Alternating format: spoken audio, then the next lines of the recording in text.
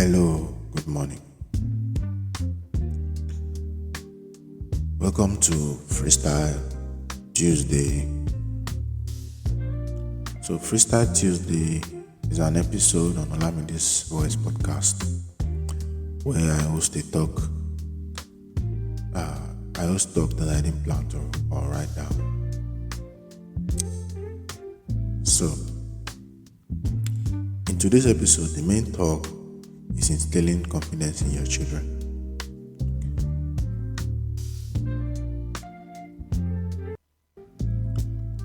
So, growing up, I spent a lot of time around parents who aren't my actual parents, right?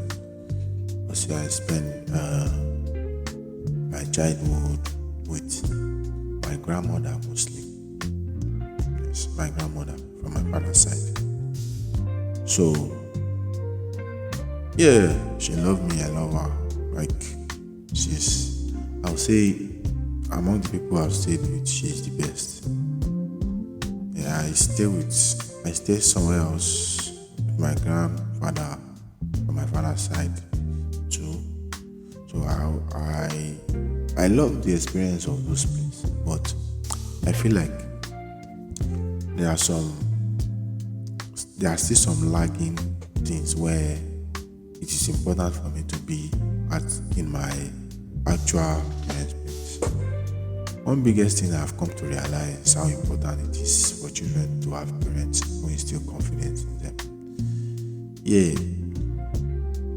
So, in order for a child to not to suffer much with low self-esteem is the two parent has to be there, right?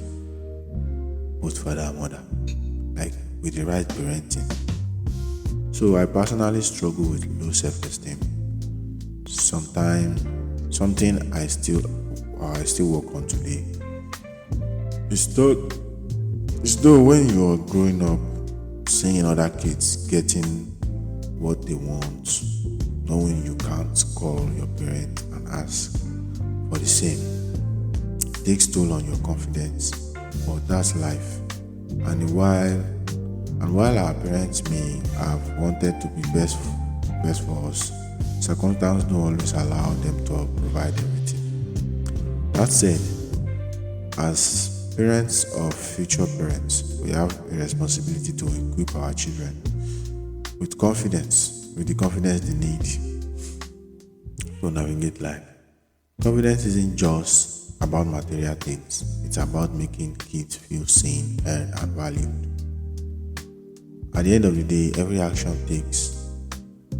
we take today shapes our future, no matter how small they are. So, this topic is saying that whatever you are doing today, do it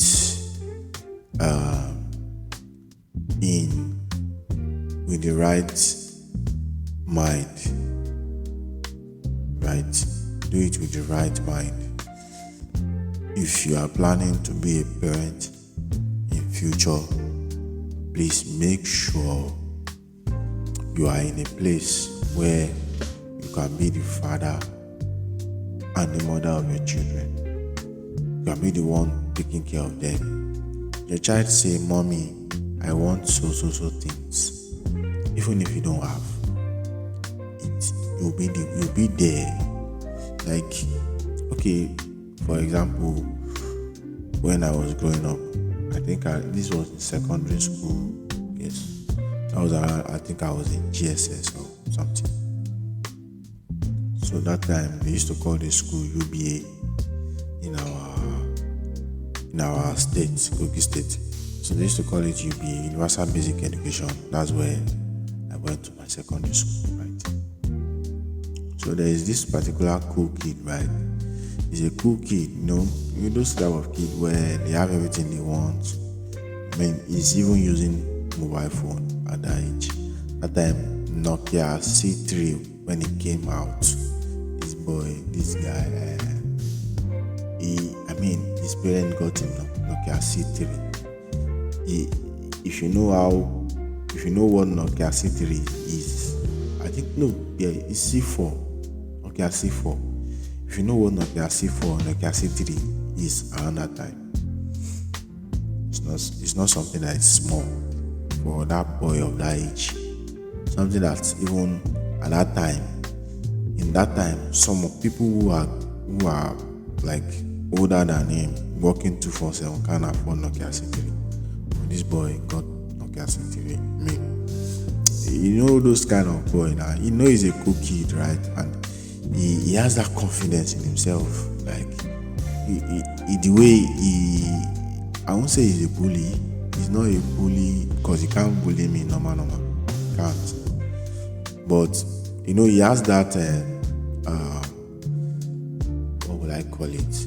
That strong head, you know, that kind of that confidence in himself. Like he can't bully us because I know that time we dey fight. He can't fight us that time. But you know we roll with him based on say he has that kind. I mean, if you work with this guy, he carry well. You know, he carry us along too. But he needs to feel that ballsy move, that ballsy attitude, right? So those kind of things, I mean, those kind of settings where you're even if for example,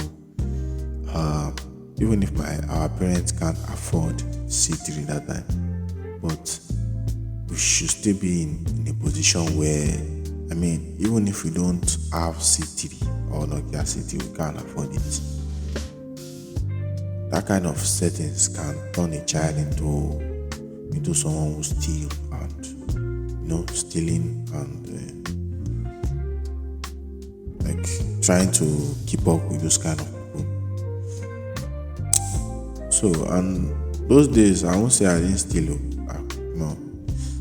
But one thing I never do is I don't steal from outside. I don't steal from people, like go into people's house and steal their stuff. No. But it's for say inside my own house. Come on. No drop 100 naira, kill him and be. All those kind of things. So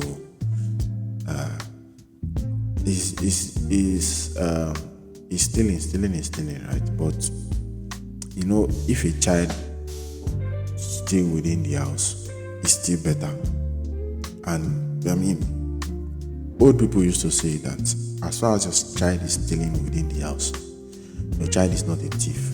Your child is just probably trying to be a child, right? But once that thing take them out where they go to another person's house and they start stealing stuff, that's when it becomes something you have to really look into. So just try as much as possible to be there for your child. You know, try as much as possible. And one thing I will say is try to instill African originality in them. You know, most of us, we started becoming proud of our origin. I won't say we'll start becoming proud. I say we start learning to become proud of our origin when after we have grown up, right? That's what I was saying. We start learning to be proud of our origin after we have grown up, which is bad. It's supposed to have been instilled in us right from time growing up, you know. So try as much as possible, instill African culture, African originality. Let them know that yes, there are people who practice your culture. Yeah, it's fine if you don't practice it, but don't be ashamed to be among them. Okay, there is a particular comment I received on one of my last video. One of my last podcasts speaking about originality. So let me quickly dig it out. So this person was talking about he said Most of African traditional festivals are seen as pagan festivals. Also, the organizers of these festivals are not helping by making their festival look occultic and even scary. I think they need to attract normal people too. Well, the reason why it feels occultic to you is because it is not foreign. That's what I'll say. Okay, for example, have you like seen Indians and Brazilians, Chinese practicing their culture, like doing their cultural day? Like, for example, they are having a particular festival in their country. Have you seen it? Does it look corporate, like Oyinbo culture to you? There is this particular Indian culture where they have different colors, like powders. They just they throw themselves different colors, different powders, and all that. Does that look moderate and corporate to you? So imagine you witnessing a festival of Lord Shiva and all that, or Chinese Dragon Festival. Does that not look like paganism to you? So yes, they will call it. People will call it paganism, like they are practicing paganism. But I mean, everybody. Do you know that sometimes traditional celebrations, culture, and traditional religions are labeled paganism because they were not foreign. Yes. Okay. When, for example, when before Abraham, the father of faith, before he moved from his father's place and looked for the promised land, were they not practicing paganism there? They were practicing paganism. And okay, he was the first person to encounter God among them, right? So he encountered God, and God said he should move out. God didn't say he should change the people that are already there. He didn't say he should change his father, he should change his mother. He said he should move out, that he will show him the promised land.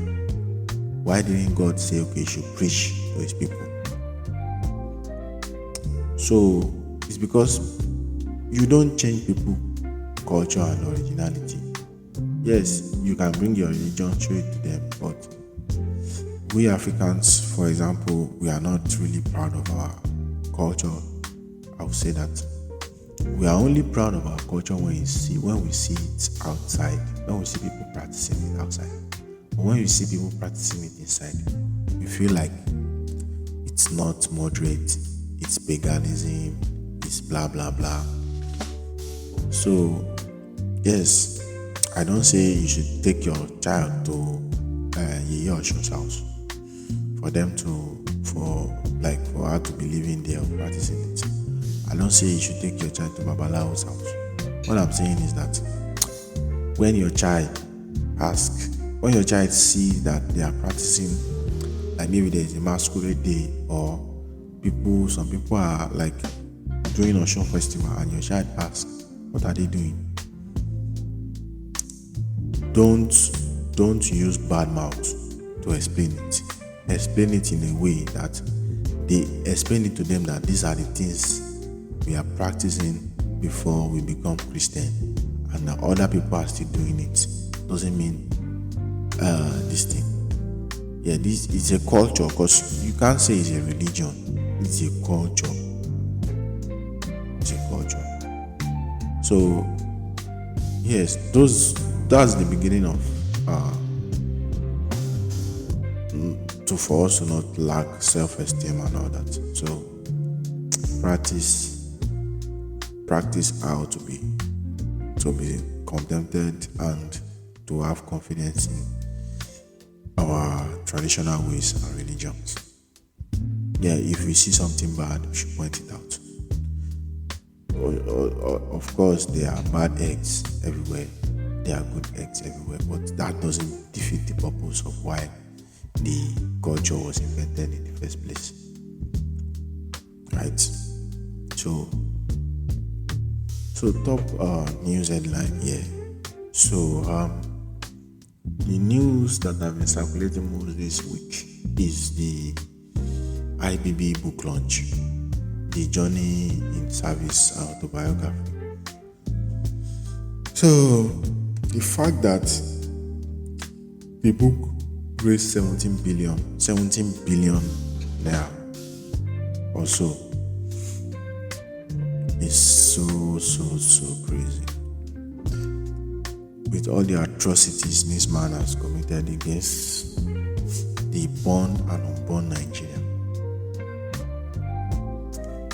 Although I wasn't alive, I have not been born back then. But come on, this man, I would say, is one of the many people that destroy what Nigeria is supposed to be today. Yeah. Nigeria is it destroyed democracy 100%. It destroyed the purpose of democracy in Nigeria 100%. So, but the thing is, he said some people in high place didn't want Abiola to come to power. Right. So who are those people? But more of the reason why he's supposed to go to jail is because he's supposed to name those people.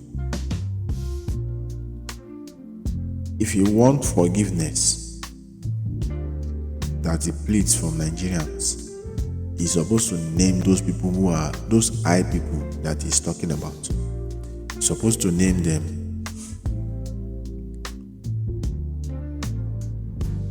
I see it was people who were just applauding. I mean, this man has destroyed the life of the born and unborn Nigeria. I don't think people really understand what this man did.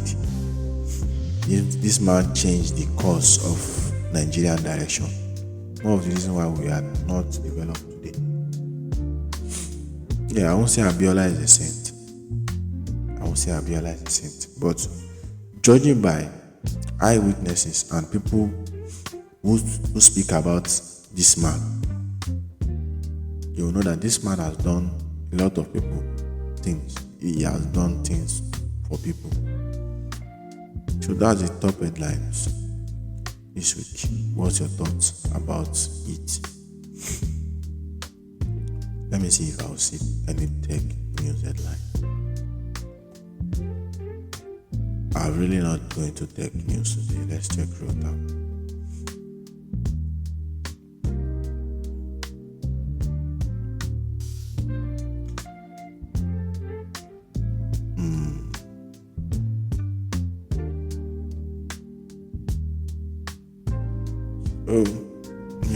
There's really no tech news.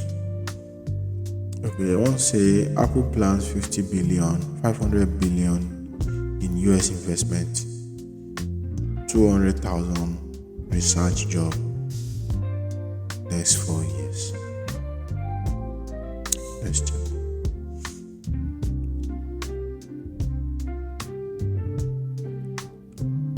Apple plans 500 billion in US investment, 200,000 research jobs in next 4 years.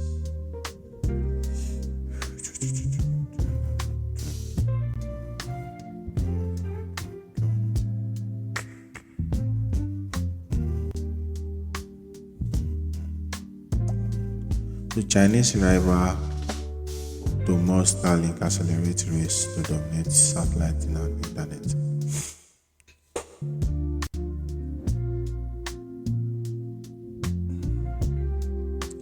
So apparently I won't be able to go through all the news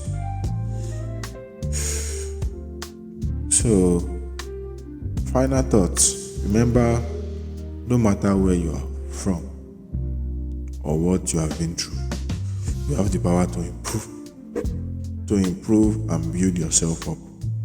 It's all part of the journey. That is for today, Freestyle Tuesday. Catch you on the next episode. Please don't forget to like, share, comment your thoughts, challenge me with your thoughts, and also please share on social media.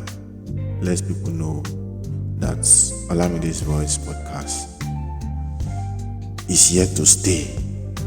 So stay blessed, stay cheesed up, and most importantly, stay humble. Bye.